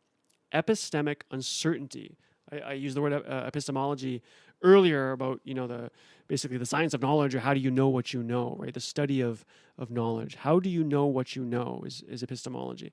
So when we say something like epistemic uncertainty, we're saying that there is an uncertainty around what you can accept as truth. There's no there might be an ultimate fundamental truth, but you don't have access to it. You don't have complete access to the fundamental truth. You're always glancing reality at an angle. You're getting some slice of reality. And really, when we get into these debates and we get into these conversations, we're trying to ascertain how much of a slice we actually have. How close are we to the truth? But it's important to understand that there's this fundamental wall that you can't pass of epistemic uncertainty. You can try to get close, but you're never going to be able to have that resolution power to focus down to a singular root cause and therefore know exactly, what facts are correct and exactly what the proper narrative is to stitch together. There's always an epistemic uncertainty. So if we think about the two main types of arguments where we had deduction and induction, we can say that in some sense, deduction doesn't really exist in reality. What I mean by that is a true deductive argument was so we know we go from the general to the specific, but we had, what we're saying there is that if the premises are true, then the conclusion is definitely true. So the deductive argument had some kind of, definiteness to it, right? Some exact certainty. It's kind of framed as a proof, right? Whereas the inductive argument wasn't really about a proof. It was taking into account, it's kind of baked into the design of an inductive argument that you take into account there is this epistemic uncertainty around your premises, and so that when you generalize out, you're doing it in terms of probability. But with deductive, when you go the general to the specific, you're saying, well, as long as those premises are really true, then the conclusion is definitely true. Well, outside, these kind of axiomatic worlds of maybe math and logic itself, things that are very well defined and kind of closed off, in reality, and again, exacerbated by complexity, this idea of a deductive argument as defined doesn't really exist. Okay, you might be trying to narrow something down from general to specific, but you're never going to get to a point where you fully should accept those premises as true, because you always have that epistemic uncertainty. So it all kind of comes down to probability. It all has to be softened by the strengthness or the weakness of something. In some sense, you can't really say in complex reality, well, it's definitely a valid argument or it's definitely invalid. I mean, you could look at the structure and say that, but for soundness and unsoundness, I guess more specifically, where you really say, okay, well, as long as those premises are true, we have this epistemic uncertainty, we have all this kind of fuzziness around it, so in some sense, that doesn't exist. And so what I want to say here is that induction, I would argue, is kind of more of what we're doing every day, right? It's much more realistic. At least it's in terms of taking into account the epistemic uncertainty around the premises you use. Things are fuzzy. Things have to be thought about in terms of probability. So induction is more natural. This is what we find ourselves doing a lot of the time, because we're taking our slice of reality and then we're generalizing out. We're making these grand claims about things. We're going home, talk politics with parents, or we're going on social media or writing blog posts. And in some sense, we kind of think we know it all, right? Because we have our slice of reality, we observe things, we notice patterns in life, and then we think we get it. We think we know how it works. And so we inductively kind of generalize out, make these kind of grand statements about how the world works. And that forms our worldview. And so now I want to talk about something called the problem of induction. This is a big area in philosophy. It has been for a long time. Many major philosophers have weighed in on this issue. And the issue is just what we've been talking about. You have this epistemic uncertainty where you can't exactly prove something when you go from the specific to the general. And this is, again, what we do all the time, right? We take our experience and we generalize out, we make these grand statements. But as soon as you make some big statement outside your experience, it's just that. It's outside your experience. So you can't know that that is definitely the way it goes. Your theory or your model is never going to be complete. Your worldview cannot be exactly that. There is no proof of it, right? There's always that epistemic uncertainty. So this is kind of formally called the problem of induction, and it was first dealt with by a man named David Hume, and Hume was trying to understand, on what grounds we come to our beliefs about the unobserved, right? How do we come to our beliefs based on the unobserved? And we do this all the time, but you can't ever know it completely. There is no way to totally prove whether or not it's true. So why do we even believe what we believe? So we're not going to totally pick that apart, but I do want to give some examples related to the problem of induction that I think are really important and paint the picture, of what it is and how it works and how fundamental it is to our lack of understanding about what we think we know. So the main example I want to give for the problem of induction is something called the turkey problem. You may have heard this before. I think it was originally, used by Bertrand Russell. I think he used a chicken though, and then other people used turkeys to outline the problem. It's been popularized by people like Nassim Taleb and individuals like that. So let's go over the turkey problem first to outline what the problem of induction is. So imagine you are a turkey and you are getting fed every day, right? You're getting fed. And life seems pretty good. So, you get fed and maybe you're getting fatter and the food keeps coming and coming and coming. And so I don't know how long this goes on, for weeks, months, whatever it is. And in your worldview, things are pretty good. You get fed every day. This guy that comes out and feeds you is obviously your friend, right? By your worldview, he keeps feeding you, he keeps feeding you, he keeps feeding you. Then, of course, Thanksgiving Day comes up and you get your head chopped off. Okay, so in the worldview of the turkey, he was, the turkey was collecting evidence, right? There was this observation that he had every day that he kept getting fed. And so this person, according to him, according to these observations, according to this evidence, is that life is good, is that there's going to be food the next day. There's going to be food the next day. I can make that kind of prediction, right? That's the induction, right? You have premises, you lead to a conclusion. The grand conclusion is this prediction that there's going to be food the next day. If you wanted to back that up with the inductive argument, you say, well, I have evidence. I have evidence that I get food every day. I had it, 10 days ago, 9 days ago, 8 days ago. There's always food. There's lots of evidence to support the inductive argument that tomorrow there will be food. Thanksgiving comes, and that's obviously not the case, and so he gets his head chopped off. So this is the problem of induction. It doesn't matter how many observations you make. All it takes is one instance of its opposite to prove it wrong. And so there is this fundamental asymmetry between how conclusively you can verify something and how conclusively you can falsify it, right? So you can't conclusively verify. It doesn't matter how much evidence you collect, because all it takes is one piece of evidence moving in the opposite direction to prove that whole thing wrong. So you're never going to prove, in the case of the turkey, that you're definitely going to get fed the next day. You can't definitely conclude that, okay? But you can definitely conclude that that's not the case if the butcher comes and chops your head off. So there's asymmetry between how you verify something and how you, what we call, falsify something. So that idea of falsification, let's bring that into science now. So this brings us to Popper. Karl Popper, believed by many to be the greatest philosopher of science of the 20th century, largely regarded. So he dealt with this problem of induction, specifically with respect to science. So Karl Popper was interested in what we call the problem of demarcation. How do you know when something is science and is not science? And this is like super relevant, right? Today, people will always, try to claim something is scientific, and other people might jump in and say, no, that's not really scientific. What is and isn't science? How do we know? So that's called the problem of demarcation. How do you demarcate between what is science and what is non-science? So Popper takes a stance that induction is not actually the way science works. So if you think about learning, science in high school, and they probably said somewhere along the lines that science works by induction, right? We go from the specific to the general, and that makes sense. You make these observations. It's obviously just a slice of reality. You use that, you collect it, and then you go to make an argument about something broader, right? You're going to take this evidence, you're going to formulate it into a theory and say, okay, this is the theory of, something in biology or something in chemistry or something in physics or whatever it is. You're doing induction because you're only grabbing your experience of what you've observed, but then you're making a grand claim about something. So it seems to make sense that science works by induction. But Popper says that's not the case. How it actually works is via falsifiability. So Popper replaces the notion of induction with falsifiability. So what is falsifiability? Well, it's this. Instead of collecting evidence to try to support some argument that's inductive, you're only collecting evidence to try to refute or falsify the current theory. So whatever it is that you're engaged in science, there's some current theory about it. And what he's saying is that the only point of collecting evidence is to refute or to falsify that existing theory. That's the point of collecting the evidence.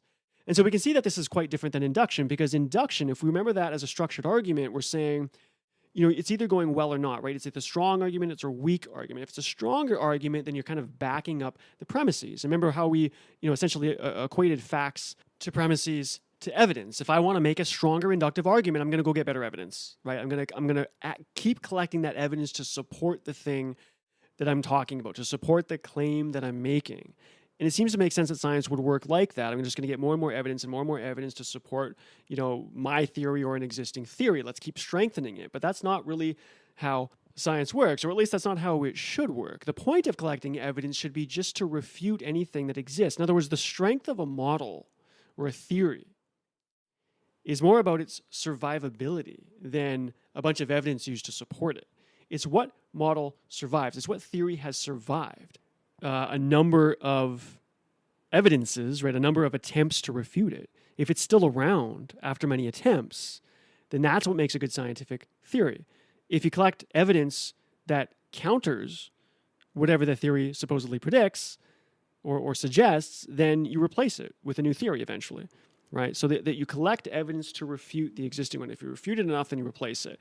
And so it's this process of replacing the incumbent theory, right? Replacing the leading model with something different when you have enough counter evidence to suggest that the one that's currently held is not correct. So the strength of a model is in its falsifiability. A good model is one that can be falsified, right? And so this is why when people try to suggest something is science, and you kind of get the sense, I don't know if that's really science, they're probably telling you something that's non-falsifiable, right? You can't just put forward something that you can never run an experiment on and try to test. You have to be able to falsify it.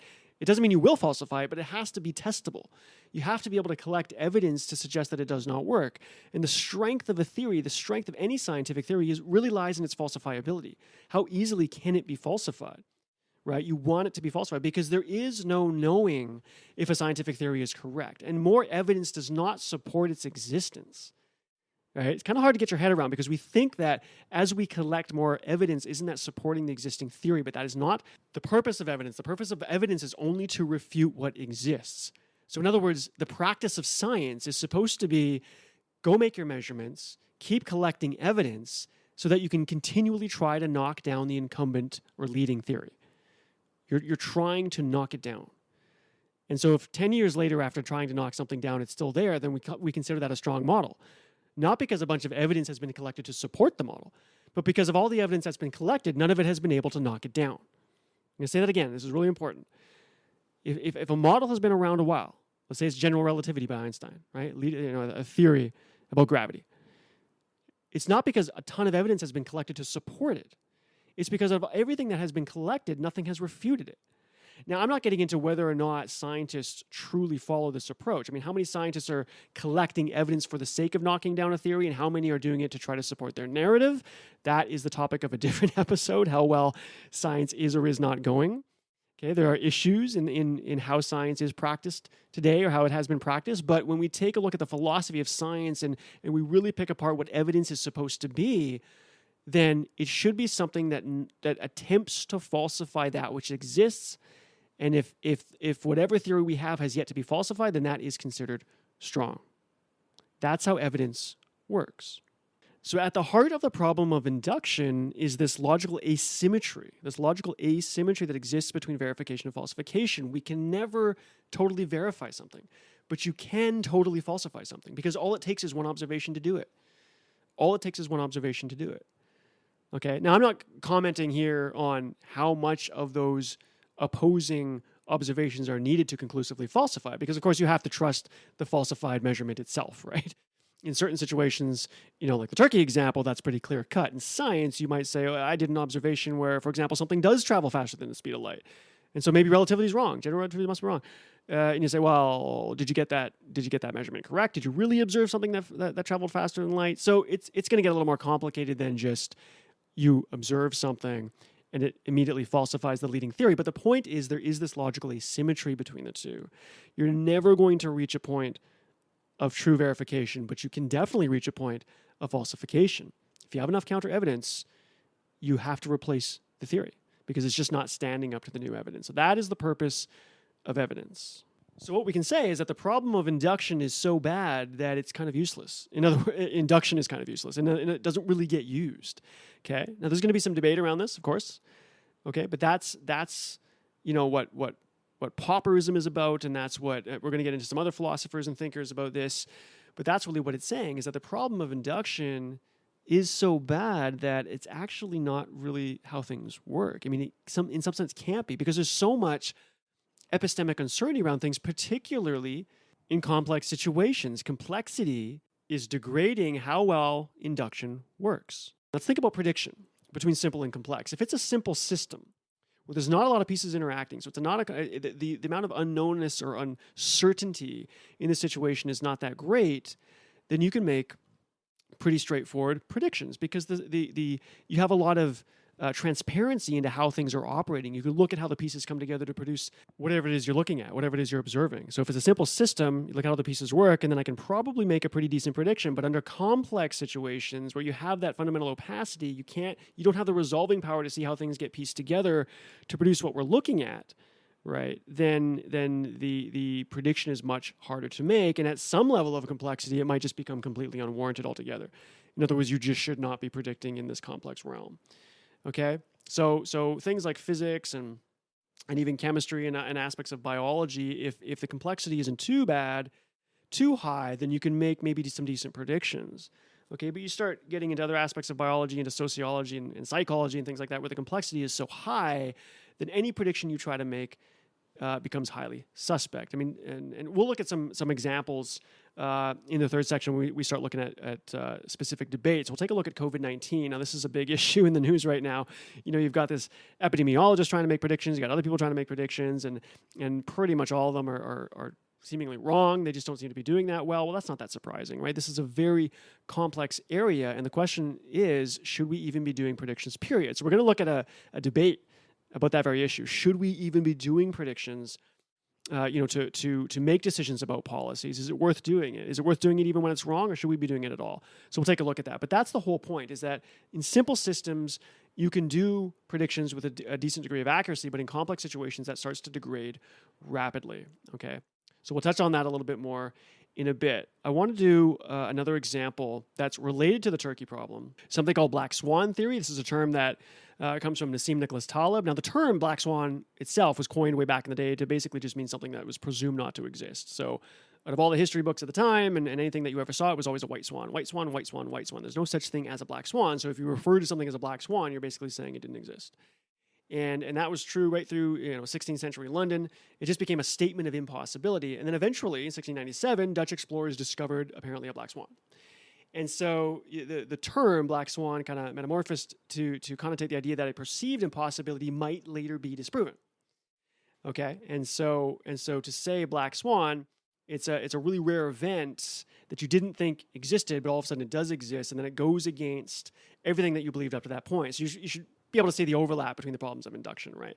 You've got this asymmetry. You keep collecting evidence. You think something exists, and all of a sudden something pops up, and it essentially falsifies everything you believed to that point. And so Nassim Taleb talks about this in his book Fooled by Randomness, as well as the book titled The Black Swan. He was originally kind of talking about it with respect to financial markets, but Taleb believes that really all major scientific discoveries and historical events fall under this. Artistic accomplishments, everything. He believes that the progress is black swans. It's undirected, it's unpredicted. Something that you didn't see coming happens, and then that's what replaces essentially what was ever there before. So it's very similar to what we hear about in pauperism, right? And I'm not equating the two. I'm not saying they're the exact same thing, but they have this similarity with respect to the problem of induction. So what kind of differentiates the black swan theory over something that we've already heard in pauperism is that it's unexpected events of large magnitude. Okay, and it's a consequence that because of that big magnitude, they have a dominant role in history. And to add to that, what people end up doing is that we humans later convince ourselves that these events were explainable in hindsight. Okay, so this kind of narrative fallacy that we put around it. So something that we didn't see coming all of a sudden happened, and then we kind of rationalize it in hindsight and say, okay, well, now I know why that happened, blah blah blah. And so But Taleb is saying, no, that's all false narrative. That you're not going to know when a black swan happens. You're not going to know what it is. But when it does, it's going to have a high impact, and it's going to play a dominant role in history. It's going to be where the change comes from, and the only thing predictable about it is our rationalization of it after the fact. Okay, so up to this point, we've been talking about evidence in the sense that it's not what we tend to think it normally is. It's not something you keep collecting in order to support the strength of an inductive argument, right? It's actually just something you keep collecting to try to refute that which exists. And if that which exists can't be refuted, then that's what makes it strong. So evidence is not something you keep collecting to support your narrative. And it's a real problem to interpret or to think of evidence in that fashion. There's another big problem that we haven't dealt with yet when you think that evidence is something you keep collecting to support a narrative, to support an argument. The other problem is, and you may have heard this phrase before, absence of evidence is not evidence of absence. Absence of evidence is not evidence of absence. So what that means is that if you think evidence is this good thing you keep collecting to support your narrative, to support your inductive argument, then you are also likely to think that if you don't see the evidence, that must mean whatever it is you're looking for does not exist. So let's say we're talking about whether or not you should wear masks for COVID-19, right? That's something that's in the news all the time. It's been politicized, unfortunately, and people take different sides. But let's just say that's what we're talking about. We're trying to debate whether or not you should wear masks. Now, if you were to take the what you might think is the scientific approach, right? This idea that we're going to frame it in terms of induction, right? The specific to the general. And we're going to structure an argument whereby we go collect evidence to support our conclusion. So let's say somebody says, you really should wear masks. Okay, that's their big statement, their grand conclusion. And so you ask them to back that up, right? That's what we talked about in the first part. So you should support what you're saying. Add some premises to back up what you're saying, that we should wear masks. And then they go to do that and they realize that they can't find much evidence for that, right? And I'm not saying this is true or not. I'm just saying let's hypothetically say that you go search for that and you can't really find evidence to support it. Now, if that's the case, then the other person might say, well, if you can't find any evidence that masks make a difference, then I guess that means that don't make a difference, right? Because presumably people are out there doing studies and search and they can't find, I mean, imagine people are doing these studies. They're trying to see if masks make a difference. That's an important thing to know. And nobody can find, let's say, that evidence. There's no conclusive kind of, research, or at least agreed upon type of research that says, oh, look, we've shown that masks definitely make a difference. So the person arguing that you should wear a mask can't seem to supply any good evidence. They can't supply the premises to back up that big conclusion. So then the other person might say, okay, well, since you can't find any evidence to support the conclusion that masks make a difference, then I guess they don't make a difference. Because we know people are trying to find it. They're actively working hard to find that, quote unquote proof, right? Those facts, that evidence, those premises that you could use to back up this argument that masks do make a difference, and nobody can find it. And maybe they've been searching for a while and they just can't find it. So they're saying that absence of evidence is evidence of absence. The fact that you can't get the evidence you need to support the one conclusion is itself evidence that the opposite conclusion must be true.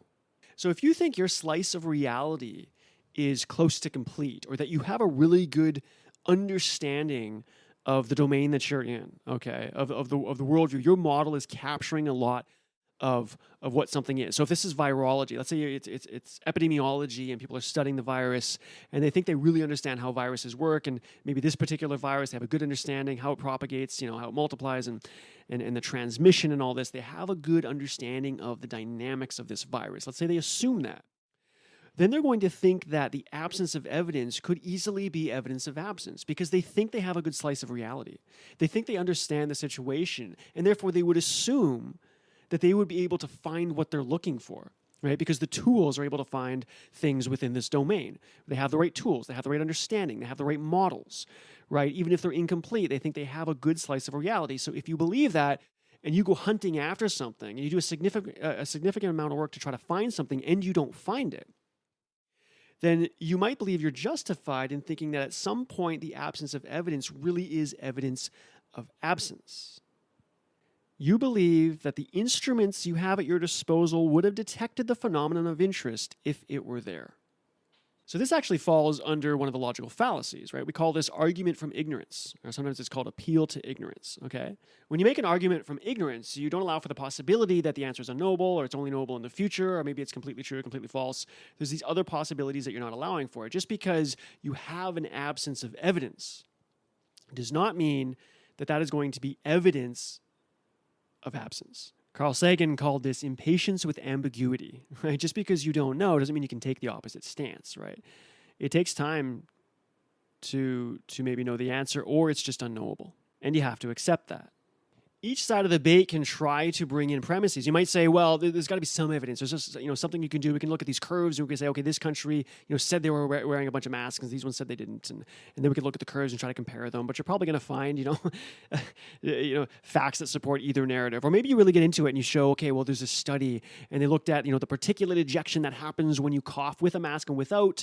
And if you do it with the mask, you can see that there's less particulate matter ejected and it doesn't go as far, whatever does get injected. And so there you go. There's evidence that masks make a difference, right? Somebody coughs with a mask on, the particulate matter, the droplets of water, they don't go as far. They don't have as much reach. And presumably this thing is being transmitted by air, so masks must make a difference. But somebody can do another study, and they might find that, well, actually, if you wear a mask, the droplets of water end up getting dispersed into finer droplet sizes. And maybe those finer droplet sizes linger in the air longer. And so actually, it could make it even worse if you do wear a mask, and on and on and on. And so again, you can bring, we talked about this earlier when we talked about using isolated facts and patching it together to suit your narrative. You can take facts that are indeed true or have some element of truth to them, and you can stitch together a narrative that suits, the particular conclusion that you're trying to drive towards. And so this brings us back to the problem of induction under complexity, right? This is this epistemic uncertainty coming into play. The more complex the situation, the less you're going to know, and at some point you're going to be basically in the realm of unknowable. And so the question is, if you're in that realm, how do you make decisions? If you want to make policies, if you want to make guidelines, if you want to know what to do, should we wear a mask or should we not? What are we supposed to do about that? Because logic alone is telling us either, okay, well, one, let's structure it as an argument. And so we can kind of follow the rules of induction. And now we're asking we're being asked to provide premises, to provide evidence to support a particular conclusion. But we immediately run into a problem. If we can't find any evidence at all, then we can try to take the opposite stance, but now we have a logical fallacy on our hands. So it's not really following the rules of logic anyways. And if we do find some information, it can support either narrative, right? Because it's complex and you can, you're stitching together what seems to be true facts, but how you interpret that stitched together set of facts is a narrative that can go either way. And so now we're talking about a situation where the epistemic uncertainty is high and it's exacerbated by complexity. And so when we are in truly complex situations like epidemiology, right? When we're dealing with particularly this virus that we're dealing with now, there's all kinds of uncertainty around it. We don't really know exactly how it transmits or how long it lasts on surfaces, exactly what the rate of transmissibility is. If you're asymptomatic, will you definitely become symptomatic? And on and on and on. There's all kinds of uncertainty. And why is the uncertainty there? Because like anything else, it's a complex situation. There's many people involved. There's a virus we don't know much about. It's got these multiplicative growth dynamics that explode exponentially. There is this fundamental wall, this opacity that we cannot resolve past, and we're just never going to get access to enough information. So what do we do?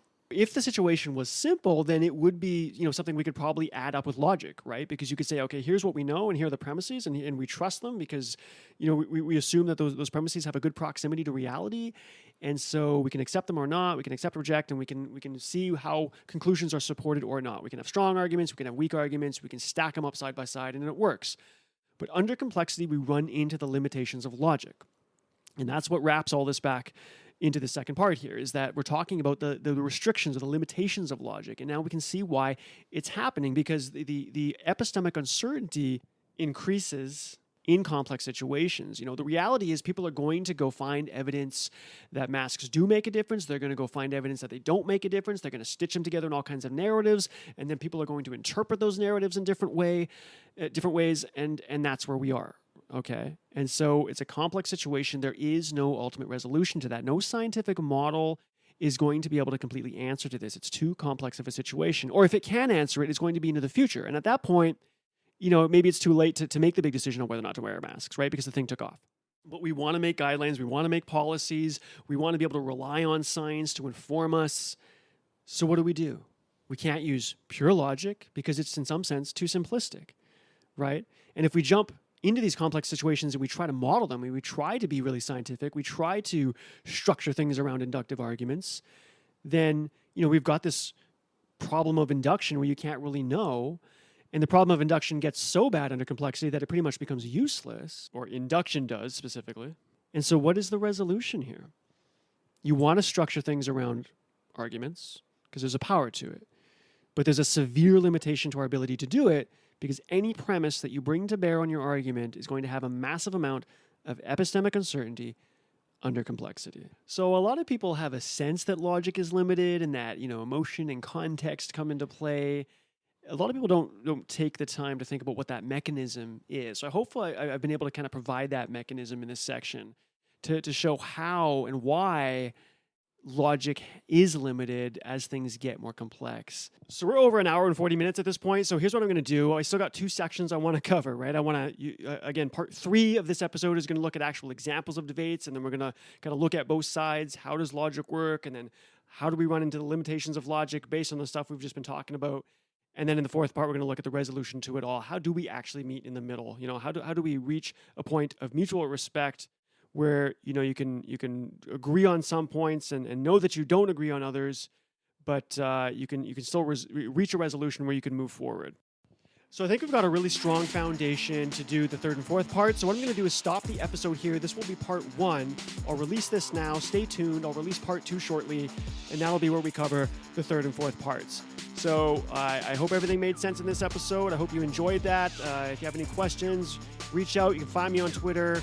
And stay tuned for those last 2 parts in part 2 of this episode. I'm looking forward to it. I think you should too. We'll see you soon.